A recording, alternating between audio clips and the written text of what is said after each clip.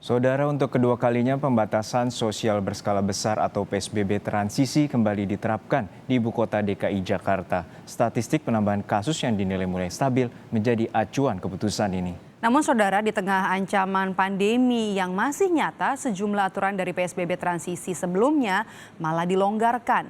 Dunia usaha dan juga masyarakat pun dituntut untuk wajib tetap disiplin protokol kesehatan. Besok kita kembali kepada status PSBB transisi.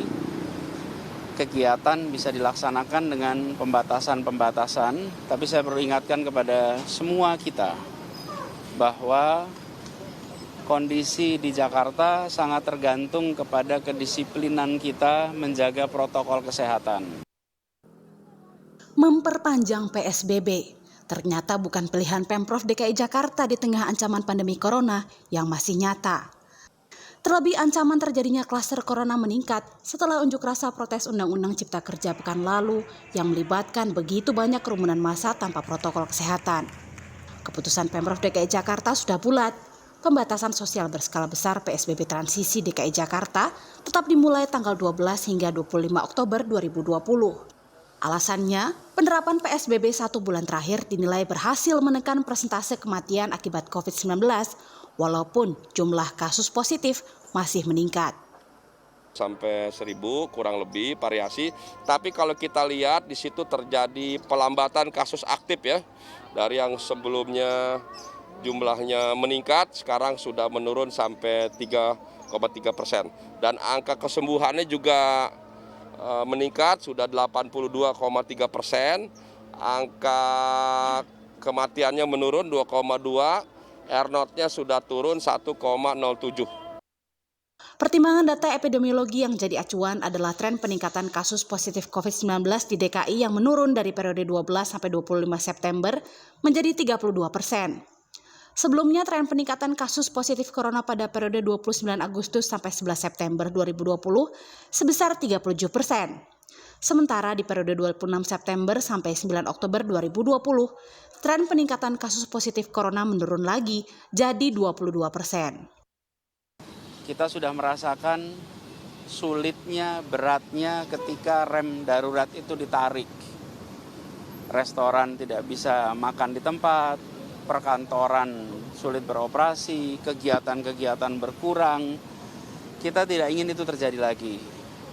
Cara mencegahnya adalah dengan kita sekarang disiplin untuk mentaati seluruh protokol kesehatan. Seluruh kegiatan yang di situ ada pengunjung, maka diharuskan mencatat nama identitas pengunjungnya. Jadi kalau sebuah restoran itu buka, maka restoran itu harus menyiapkan dokumentasi, bisa manual, bisa digital, yang mencatat jam kedatangan, jam kepulangan, nama lengkap, nomor telepon, dan 6 digit pertama dari nomor KTP. Tujuannya adalah untuk kita melakukan yang disebut dengan contact tracing.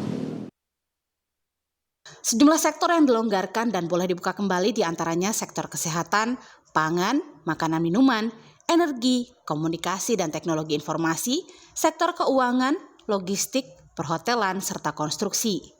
Tapi, ada beberapa aturan pembatasan yang tetap wajib dipatuhi sejumlah sektor usaha, termasuk mencatat detil waktu berkunjung serta data diri pengunjung untuk kepentingan penelusuran kontak atau kontak tracing. Di antaranya pasar rakyat dibuka dengan maksimal 50% kapasitas, sementara jam buka diatur oleh pengelola.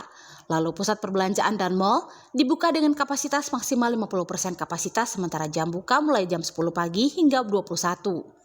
Sedang restoran, kafe, dan rumah makan dibuka dengan maksimal 50% kapasitas dengan pengaturan jarak antara meja dan kursi 1,5 meter, kecuali untuk satu domisili.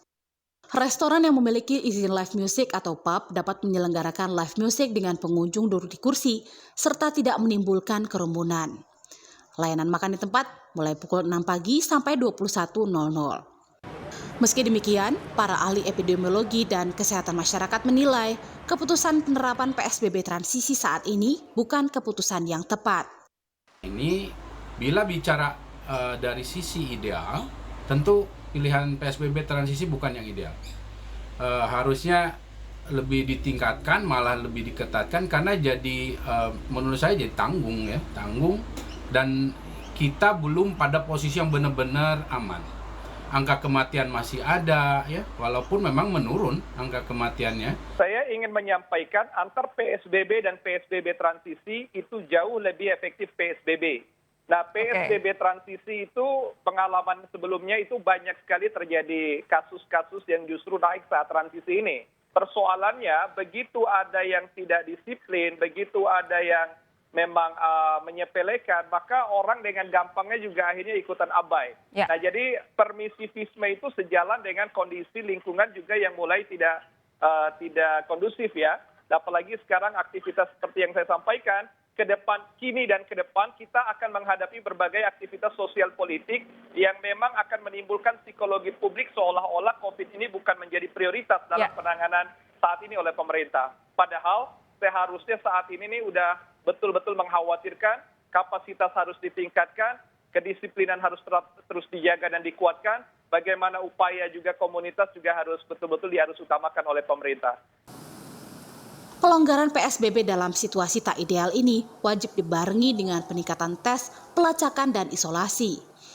Terlebih, selama 8 bulan terakhir Indonesia diterpa pandemi, pengawasan ketat protokol kesehatan juga masih dinilai tak maksimal.